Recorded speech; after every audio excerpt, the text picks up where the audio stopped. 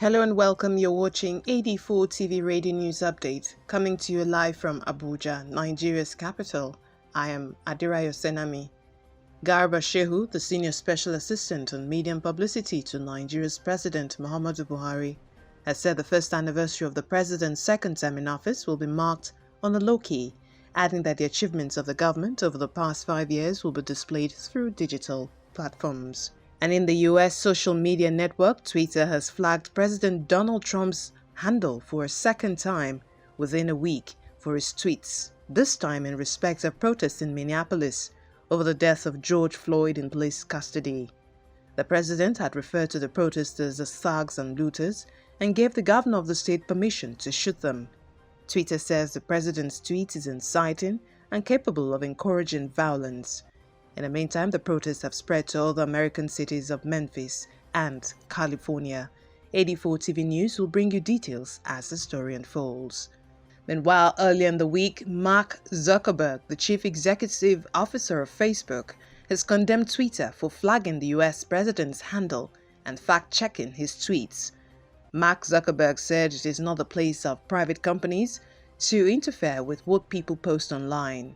Meanwhile, Jack Dorsey, the chief executive officer of Twitter, has said its decision to fact-check President Trump's tweets is due to the possibility that the information he tweets may confuse voters about how they participate in the election process.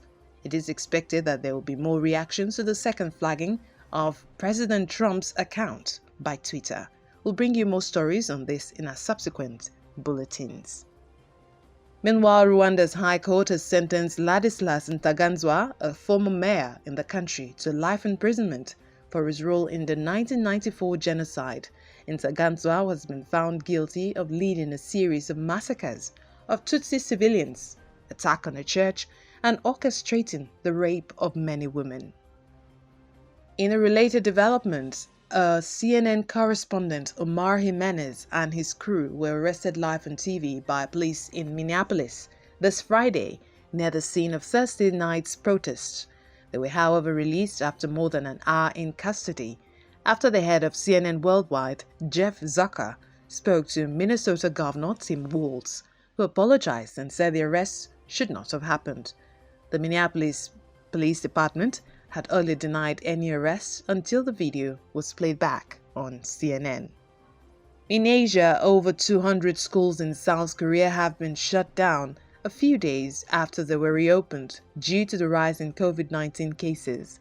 A number of students had returned to school this Wednesday on the country's order, but just a day later, 79 new cases were recorded, making it the highest daily figure in 2 months. And in North Korea, a couple from Rwandan, North Korea, have been executed by firing squad for attempting to escape with their 14-year-old nephew from North Korea to South Korea, despite the country's strict coronavirus quarantine rule. The supreme leader of North Korea, Kim Jong-un, had earlier ordered that those who attempt to flee the country during the lockdown period must be severely punished. In a developing story, the re-election of Dr. Akinwumi Adesina as the president of the African Development Bank, initially scheduled to be held on the 28th of May, has been moved to August, according to a statement signed by the Nigerian Minister of Finance, Zainab Ahmed. The Ethics Committee of the African Development Bank, it should be noted, had dismissed all allegations by whistleblowers against the president of the bank, saying they are unsubstantiated and baseless. We'll take a short break now, and when we return, Nigerian youth builds 2-bedroom bungalow for widow. Stay with us, details coming shortly.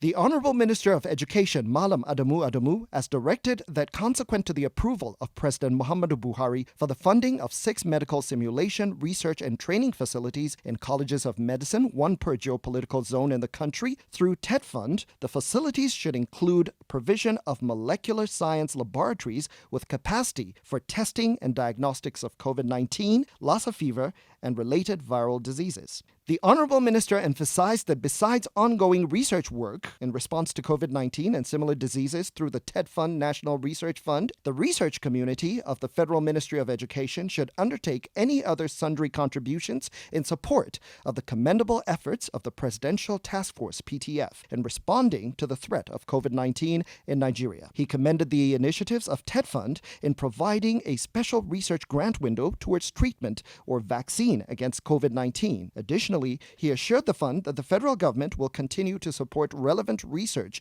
aimed at addressing national challenges and needs. Signed, Mrs. Ngoba Priye-Briggs, Director, Public Affairs for the Executive Secretary. Welcome back. You're watching 84 TV Radio News Update. Swarms of desert locusts have become the latest threat faced by India, with its states scrambling to spray pesticides to prevent crop damage from the worst attack experienced in the country in over 30 years. The government has, however, stepped up its response in containing the outbreak through pesticide spraying campaign. The Nigerian Medical Association this Thursday called on the federal government of Nigeria to caution Governor Yahaya Bello of Kogi State over his claim that there are no cases of COVID-19 in the state. The association challenged the governor to show evidence that the state is COVID-19 free, rather than rejecting results released on Kogi State by the Nigeria Center for Disease Control.